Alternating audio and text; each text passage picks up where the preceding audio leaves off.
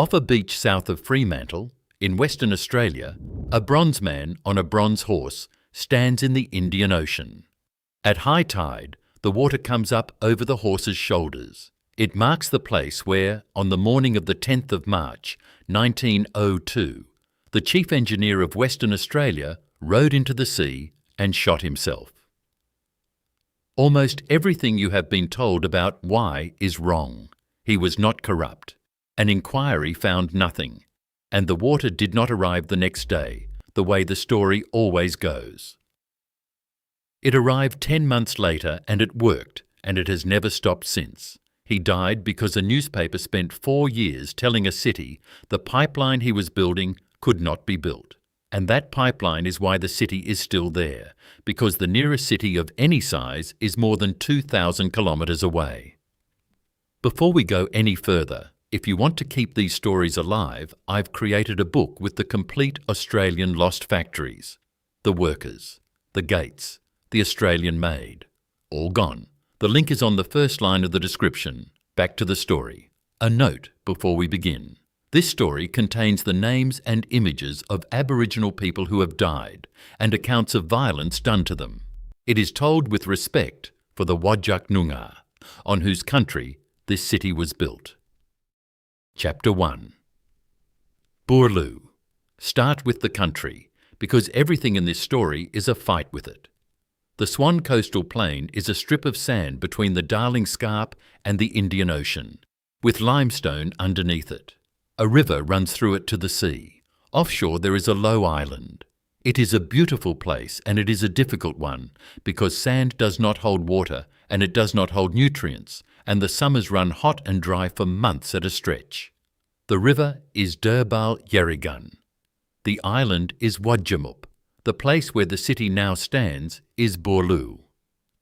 People have lived here for at least 47,000 years. Try to hold that number for a second, because it does not really fit in a human head.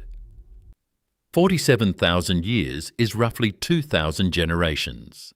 It is roughly 10 times the entire span of recorded history. When people were living on this coast, there were no pyramids, no writing, no agriculture anywhere on Earth, and Europe was under ice. The people here are the Whadjuk, one of the peoples of the wider Noongar nation of the southwest. They had boundaries, law, language, and country. They had 6 seasons rather than 4, because 4 does not describe this place accurately, and 6 does, and that alone should tell you who understood the country. And here is the thing that the men who arrived in 1829 never understood, and that the story of this city has usually left out. The Noongar had solved this country. They knew where the fresh water sat, in soaks and springs and swamps that looked like nothing at all to a European eye. They knew what could be eaten in which season and what to leave alone.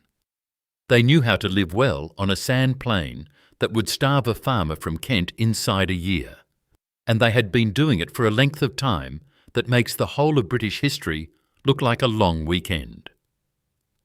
There is a word in the Noongar language, Boodja, that gets translated as land or country, and the translation does not really carry it. It means the country you belong to, and that belongs to you, with your law and your dead in it. That is what was here in 1829. Not wilderness, not an empty coast waiting for somebody to improve it. A place that was already fully occupied, fully named and fully understood by people who would shortly be described in official correspondence as natives who happened to be in the way of improvement. In 1827, a British naval officer sailed up that river, looked at it for about a fortnight, and went home and wrote a report. That report would bring thousands of people to the far side of the world. Chapter 2. The report. Captain James Stirling surveyed the Swan River in March of 1827, and he happened to do it in an unusually green season after rain, when the flats along the river were as good as they ever look. He went back to England and reported on it in glowing terms. The report was edited in London, published in the Quarterly Review, then republished, summarised, embroidered and repeated in newspapers and pamphlets, until Britain caught a fever that contemporaries actually named. They called it Swan River Mania. The offer was extraordinary, and it was aimed squarely at a particular kind of Britain. A free colony. No convicts, no stain, none of the taint that hung over New South Wales and Van Diemen's Land. Land granted in proportion to the value of whatever property you brought with you. Bring more, get more. Thousands of respectable, solvent British families sold what they had and got on ships. Captain Charles Fremantle claimed the territory on the 2nd of May, 1829, and left an account of it in his own hand. The colony was proclaimed in June, and on the 12th of August, 1829, at the founding ceremony, there was no stone available to lay. So Helen Dance, the wife of a naval captain, cut down a tree near where the Perth Town Hall now stands while the party fired volleys and made speeches. Then they started farming. The soil was sand. It would not grow what they had brought seed for. The good river flats Stirling had seen were a thin ribbon, and most of the grants were not on them. Thomas Peel, a cousin of a future British Prime Minister, had asked the Colonial Office for 4 million acres. He was talked down to a conditional 250,000, missed his own deadline, arrived with about 300 settlers, and watched the whole thing come apart. His people camped, sickened, and drifted away. Peel was ruined and spent the rest of his life in the colony he had failed to found, poor. Settlers ate their horses. Reports of near starvation reached England within months, and emigration collapsed. Ships bound for the Swan diverted to the Cape or to Sydney. Karl Marx would later use this colony in Das Kapital as a case study in what capital is worth when it arrives somewhere with no labour to employ. It is worth being precise about what went wrong, because it was not simply bad luck. The land grant system rewarded people for bringing property, not for being able to farm, so the colony filled up with gentlemen who had shipped out pianos and libraries and servants onto blocks of sand in a climate none of them understood, with no market to sell into if they had grown anything. Meanwhile, the men who could actually work were the ones with no capital, and the system gave them almost nothing. The colony had imported the wrong half of England. By 1850, 21 years after the founding, the European population of the whole colony was 5,886. But long before it began to fail, it had already begun to take. Chapter 3. Yagan. The collision was immediate, and it was structural rather than personal. Settlers took the best ground, which was the ground along the water, because on a sand plain, that is where the soil and the food and the shelter are. And it was also the ground the Noongar had lived on for 47,000 years, for exactly the same reasons. They put stock on it and fences around it. That ground was the Noongar food supply and had been for tens of thousands of years. So Noongar people speared the stock because the stock was standing on their dinner and drinking their water. The colony answered the way colonies answered. Midjiguru was a Beliar elder, a senior mon. On the 22nd of May, 1833, he was taken to the Perth barracks and executed by firing squad. There was no trial. His son was Yagan. Yagan was a resistance leader, and the striking thing in the record is how the settlers themselves wrote about him. They were frightened of him and they admired him, often in the same paragraph. They compared him to a general. Some compared him to Wallace, which is a remarkable thing for a colonist to write about a man his own people were hunting. He was declared an outlaw with a price on his head, and on the 11th of July 1833 he was shot by a settler youth named Keats, who was after the bounty. The sources differ on the young man's first name, and then comes the part that is hard to say out loud. Yagan's head was cut off. It was smoke-dried, carried to England, and exhibited as an anthropological curiosity. When the fashion for that passed, it went into storage, and eventually it was buried in a cemetery in Liverpool, in England, among strangers, with no marker that meant anything. It was not returned to his people until 1997. It was not reburied until 2010 in the Swan Valley, at a place now called Yagun Memorial Park.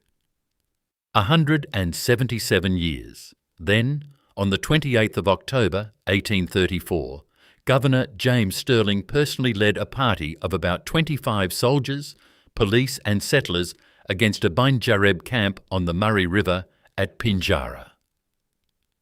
The number who died there is contested, and this film is not going to pretend otherwise. Stirling's own report said about 15 Binjareb men. Other accounts, including accounts held by the Binjareb themselves, run as high as 80 and include women and children. One man on the attacking side was speared and died. The founder of the colony led that party in person. He is also the man whose report brought everyone here, the man the main street and the mountain range and half the institutions in the state are named after. Both things are true, and neither cancels the other, and this film is not going to tidy him up in either direction. And within 15 years, the colony that did this was so close to collapse that it went begging to London for the one thing it had sworn it would never accept. Chapter 4. The Begging. Understand what Western Australia had staked its identity on. It was the free colony. That was the entire pitch. No convicts. The other settlements had been built by prisoners in chains, and this one would not be. And it did not work. There was land and there was no labour. Nobody with money came, and nobody without money could be spared. There was no capital, because no investor in London was going to put money into a place that had spent 20 years failing to feed itself. The colony had gone from Swan River mania to a byword for disaster in a single generation. So the settlers changed their minds. The York Agricultural Society petitioned and was refused, and petitioned again, and was refused and petitioned a third time. And in 1849, the colony that had been founded specifically to be free of convicts formally asked the British government to make it a penal settlement. On the 1st of June, 1850, the Scindian arrived at Fremantle and landed 75 convicts. Nobody had built anywhere to put them, so for the first stretch they were housed in a rented warehouse, and their first job was to build their own prison. Over the next 18 years, 9,721 male convicts were transported to Western Australia across 43 voyages, until the Hougoumont landed the last of them in January 1868. Among the men aboard that final ship were 62 Irish political prisoners, Fenians, which is how a rebellion in Ireland ended up with a footnote on a beach in Western Australia. It was the last convict ship sent anywhere in Australia, and it ended 80 years of transportation to this continent. Look at what they built: Government House, the Perth Town Hall, the road and the bridge between Perth and Fremantle, the causeway, the asylum that is now the Fremantle Arts Centre, roads, culverts, jetties, drains. The physical fabric of a functioning colony laid down in under 20 years by men who were not paid for it, and the convict establishment at Fremantle. Fremantle Prison, which the convicts built to hold themselves, and which is today a World Heritage Site that people pay money to walk through. By the time transportation ended, convicts outnumbered free settlers in the colony by roughly 9,700 to 7,300. The population went from 5,886 in 1850 to 22,738 by 1868. It had roughly quadrupled in 18 years, and it had done it by importing prisoners, and there is a detail in that which deserves stating plainly. The convicts sent to Western Australia were not on the whole the hardened criminals of the popular imagination. Transportation had been running for 60 years by then, and the system had learned to select. These were largely men convicted of property crime, many of them tradesmen, chosen precisely because a struggling colony needed masons, carpenters, blacksmiths and labourers. Britain sent the workforce the free colony had failed to attract, in chains, and the colony built itself with them. And then, in the last decade of the century, somebody kicked over a rock 400 kilometres inland, and everything about this colony changed again. Chapter 5. The Thirst. Arthur Bailey and William Ford found gold at a place called Fly Flat in September 1892. It became Coolgardie. On the 14th of June 1893, Paddy Hannon, with Thomas Flanagan and Daniel Shea, found gold further east again.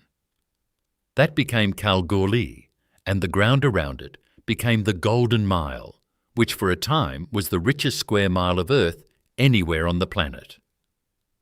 What happened next was the fastest population change in the colony's history. Men came from the eastern colonies in tens of thousands, and Western Australians had a name for them: the T'othersiders.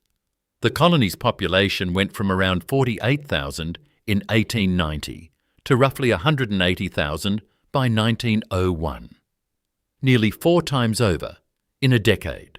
By the turn of the century, about a third of everyone in Western Australia was on the goldfields. And there was no water, not a shortage, an absence. The goldfields sit in country where the rainfall is low, unreliable, and mostly evaporates before it does anybody any good. And there is no river. There is salt in the ground, and salt in what little water there is. So men condense brackish water in makeshift stills, burning scrub for fuel, producing a few gallons a day that tasted of smoke and metal. The condensers became businesses in their own right, and the men who ran them did better than most of the men digging. Or they bought water carted in at prices that make no sense to a modern ear. Then you remember what it costs to move a heavy liquid hundreds of kilometres by camel and cart over sand, and the prices make perfect sense. Or they went without, and some of them died of it. Then typhoid arrived, which is what always happens when a lot of people crowd into a place with no clean water and no sanitation. It killed men who had crossed a continent to get rich.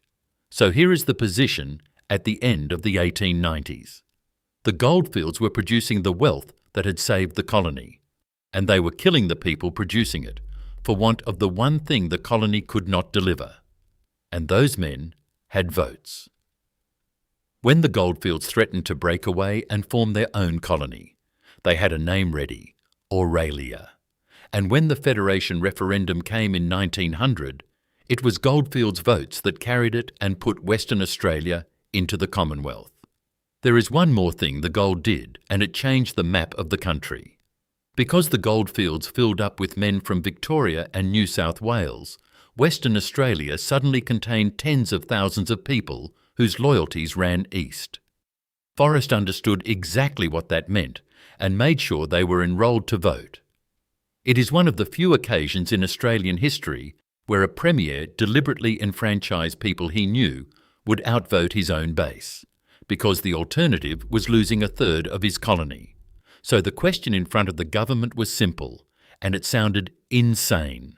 Could you put fresh water into a desert, 400 kilometres from the nearest river? Chapter 6.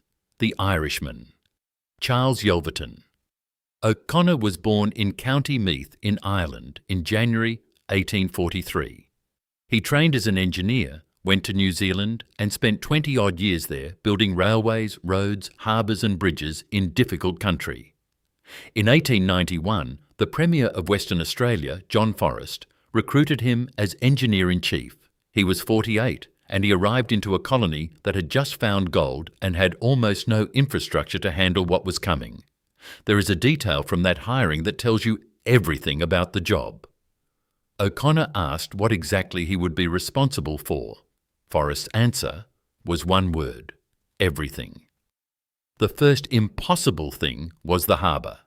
Fremantle sits at the mouth of the Swan River, and across that mouth ran a limestone bar.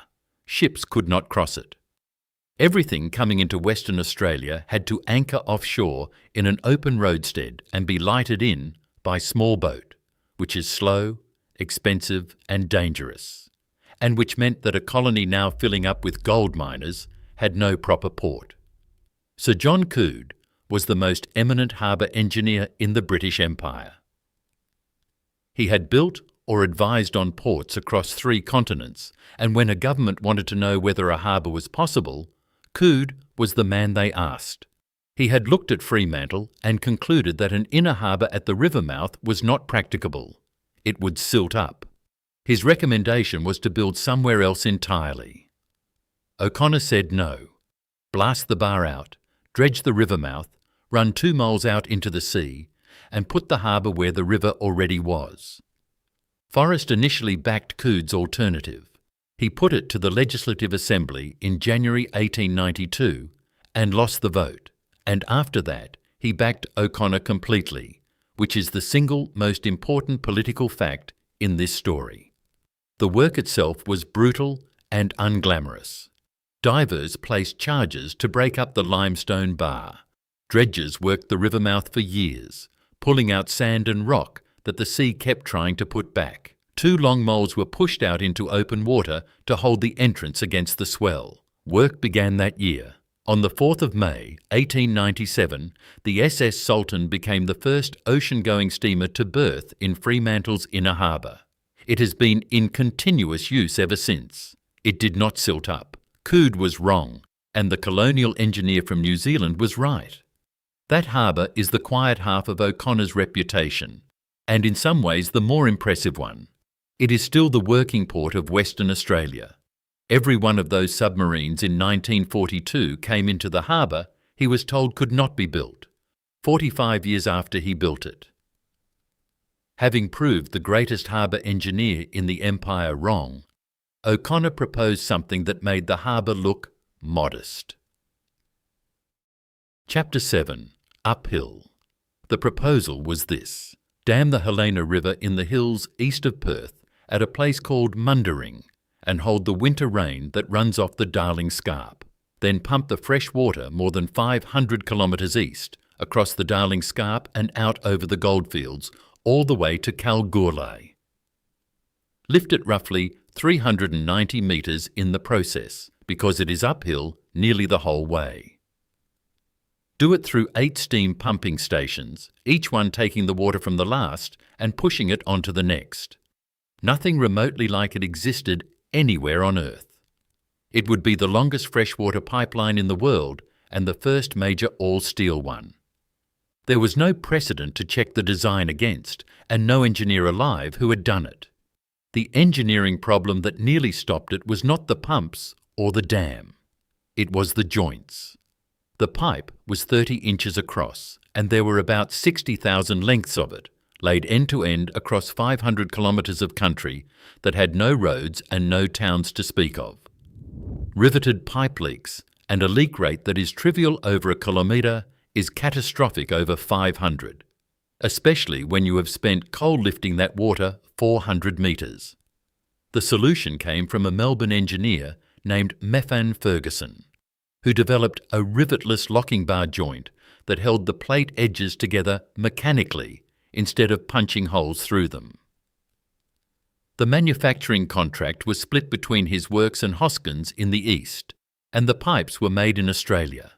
Then the cost: £2.5 million borrowed in London. That was more than the entire annual budget of the colony. One project, for one purpose, costing more than the government spent on everything else in a year, to deliver water to a mining field that might be worked out in a decade. And understand the timing, because it is what made the gamble so enormous.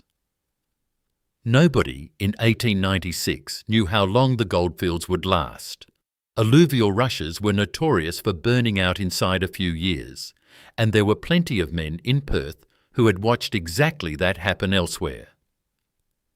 The government was proposing to spend more than a year's entire revenue on permanent infrastructure for a population that might be gone before the pipe was finished. If the gold ran out, Western Australia would be left with the largest debt in its history, and a steel line running into an empty desert. Forrest put the loan bill to Parliament in July 1896 and then spent years defending it, and plenty of people thought it was madness or theft or both. George Leake, a member who would later be Premier himself, said in Parliament that nothing would give him greater delight than to see the thing smashed up. Then, in 1901, Western Australia joined the Commonwealth, and John Forrest left state politics for the new federal parliament. O'Connor had just lost the only man protecting him. He was 58 years old, and the pipe was laid, but not yet proved. Chapter 8. 10 months. The Sunday Times had been after him since 1898. The harbour, the water scheme, the Perth sewerage, everything he touched, for 4 years in print, in a small city where everybody read the same papers and knew who he was. The paper had been founded by a man named Frederick Vosper, and the campaign was his. Here the popular version of this story gets something badly wrong, so it is worth correcting. Vosper died in January 1901. He was not the author of what came next. On the 9th of February 1902, under the editor Thomas Walker, the paper ran an article that accused O'Connor of corruption and gross blundering. It called him a crocodile imposter. It said he had robbed the taxpayer of this state of many millions of money. Around the same time, a royal commission began taking evidence on the management of the scheme. That is worth pausing on. He was not merely being insulted in a newspaper. He was being formally investigated, in public, over the project he had staked his career and reputation on, in the last months before it was due to prove itself. O'Connor, who was 59 years old, in poor health, and had been carrying the largest public works program in the colony's history for 11 years, was now to spend his days answering it. On the morning of the 10th of March, 1902, he rode south from Fremantle along the beach toward Robb Jetty. He took his horse out into the shallows of the Indian Ocean and he shot himself. Consider where he chose to do it. He rode into salt water, undrinkable water, the ocean that put 2,000 kilometres between this colony and everywhere else. And he did it while building the thing that would carry fresh water 500 kilometres in the opposite direction. His son Roderick, who was 20 years old, found a document in his father's handwriting. The position has become impossible, it says. And further down, I have lost control of my thoughts. It ends with a working instruction about the wing walls at the Helena Weir. Historians disagree about that document. The late Professor Martin Webb argued it was written across several days in different pencils, and may be closer to a draft resignation than a farewell note. That argument is unresolved, and this film will not pretend to settle it. There is also a story, still repeated in Western Australia, that Noongar people sang O'Connor after he blasted the limestone bar at the river mouth, and that the sea took him for it. That is oral tradition, not record, and it is offered here as what it is rather than as an explanation. What is not in dispute is what came afterwards. The inquiry found no basis for any of it. No corruption, no fraud, nothing at all on any of it. His engineer, C.S.R. Palmer, took over and finished the scheme, working from the design of a man the newspapers had called a fraud, and 10 months after he died, they turned the pumps on. Chapter 9. The Submarines. Now the strange part, and the part almost nobody outside Western Australia knows. The thing that had nearly killed this city, being 2,000 kilometres from anywhere, on the wrong side of a continent facing an empty ocean, became in 1942 the most valuable strategic fact in the Southern Hemisphere. Singapore fell on the 15th of February 1942 and 15,000 Australians went into captivity with it. Darwin was bombed on the 19th. On the 3rd of March, 9 Japanese fighters came in over Broome and strafed the flying boats sitting on the water at Roebuck Bay, most of them full of Dutch refugees who had just escaped Java. At least 88 people were killed. It was the second deadliest air attack ever made on Australian soil, after Darwin, and most Australians have never heard of it. And on that same 3rd of March, an American submarine called the USS Sargo came into Fremantle. What followed turned that port into something almost nobody has ever put on a map of the war. Fremantle became the largest Allied submarine base in the Southern Hemisphere, and in the Pacific War, second only to Pearl Harbor. More than 170 Allied submarines operated out of it, American, British and Dutch, running 416 war patrols between March 1942 and August 1945. By the end of 1944, there were more than 50 boats based there at once, and the Americans had built their own repair facility on the North Quay. And the numbers on what they did are remarkable. Submarines operating from Fremantle made less than a quarter of all American submarine patrols in the Pacific, and they sank more Japanese tankers than every other American submarine combined. A war fought over oil was being strangled from a port on the Indian Ocean that most of the world could not find on a map. The city changed with it. Thousands of American servicemen came through, and Fremantle went behind wire and under censorship. Wives and families in Perth were not told what was tied up at the wharf, and the newspapers were not permitted to say. And the war took from Western Australia at both ends. On the 19th of November 1941, HMAS Sydney met the disguised German raider Cormoran off the coast north of Perth. Both ships were destroyed. The Cormoran's crew mostly survived.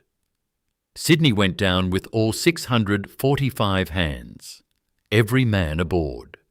It remains the worst disaster in the history of the Australian Navy, and because nobody survived, nobody could say what had happened. She was not found for 66 years.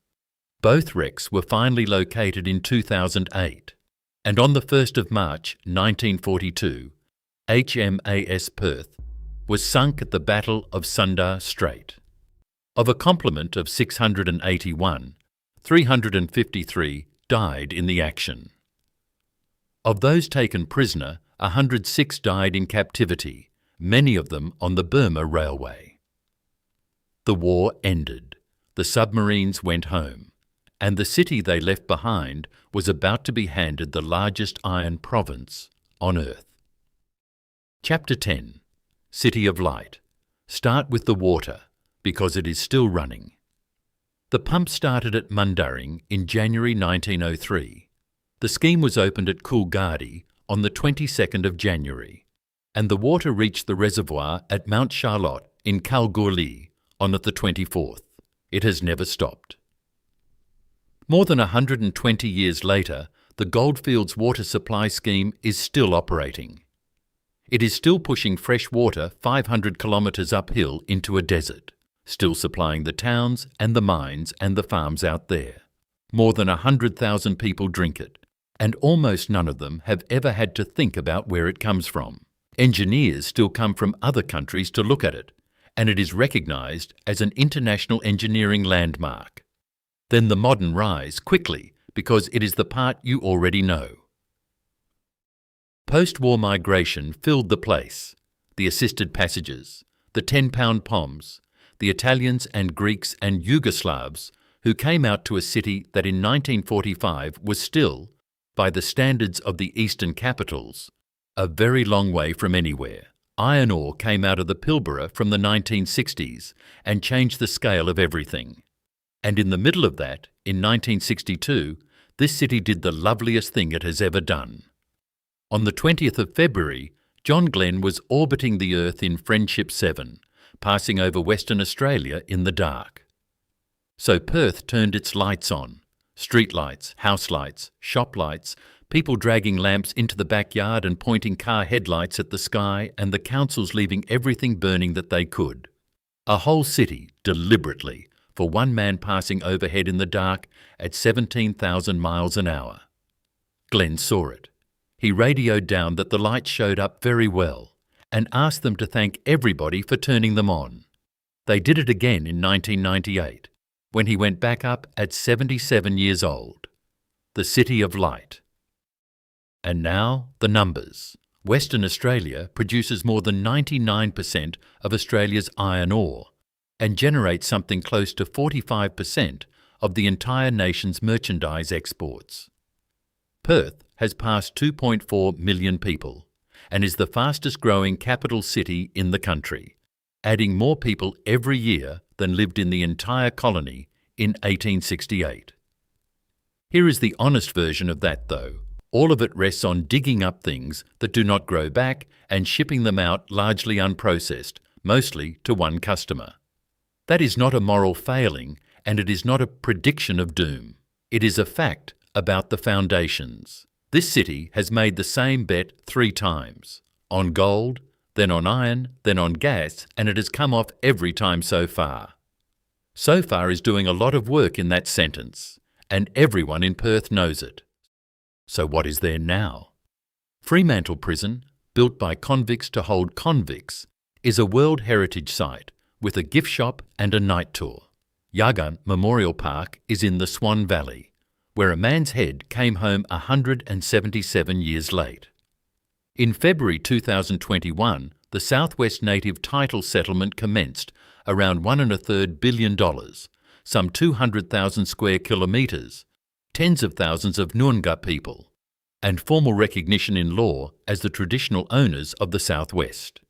Some legal scholars call it Australia's first treaty. It took 192 years. And south of Fremantle, in the saltwater, a bronze horse and rider still stand facing out to sea. A colony of 5,886 people in 1850 is a city of 2.5 million now. It was founded on a report that oversold the land. It was saved by prisoners it had sworn it would never take. It was rescued by gold nobody knew was there, and it was made permanent by water that arrived 10 months after the man who worked out how to move it had stopped believing it ever would. The water is still coming, 500 kilometres, uphill, into a desert every day since. And the man who built it never saw a drop of it arrive.